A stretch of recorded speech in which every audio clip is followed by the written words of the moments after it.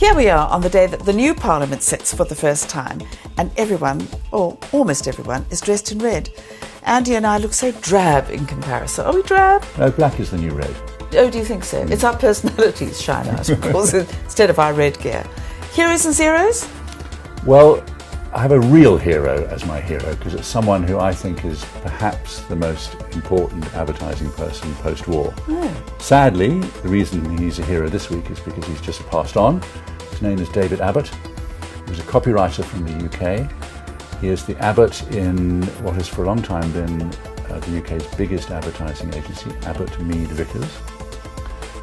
When Peter Mead, his partner in the agency, and David Abbott agreed that they would set up an agency together, Peter said it was a bit like Lionel Messi joining Millwall. Such was the esteem with which he held David Abbott. A man like David Abbott was an upholder of really well-crafted, relevant copy. He was responsible for some iconic campaigns. The one I've chosen to show in this little insert is a famous campaign for Yellow Pages, known as the J.R. Hartley campaign. I don't suppose you have a copy of Fly Fishing by J.R. Hartley. It is rather old. It's by J.R. Hartley.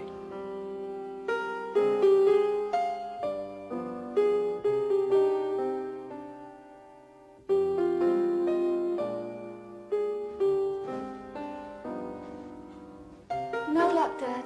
Never mind. There's still a few more to try. Good old Yellow Pages. We don't just help with the nasty things in life, like a blocked drain. We're there for the nice things, too. You do? Oh, that's wonderful. Can you keep it for me? My name, oh yes, it's J.R. Hartley.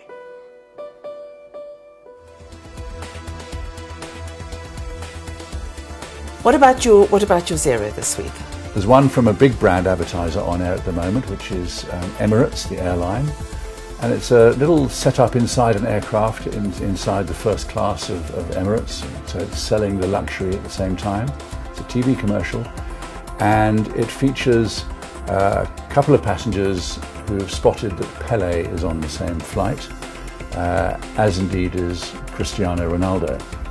And the two footballers get together and are comparing notes, and a younger passenger walks up to them, and you are expecting, on the basis of the setup, that he will ask for Pele's autograph.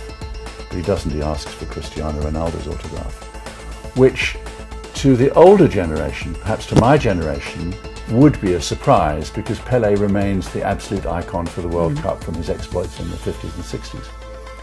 But to a younger generation, it's no surprise that someone would go straight to Cristiano Ronaldo. It's a little like if you set up Harry Styles of One Direction and Paul McCartney coming into a room and being surprised that a young music fan would go to say hello to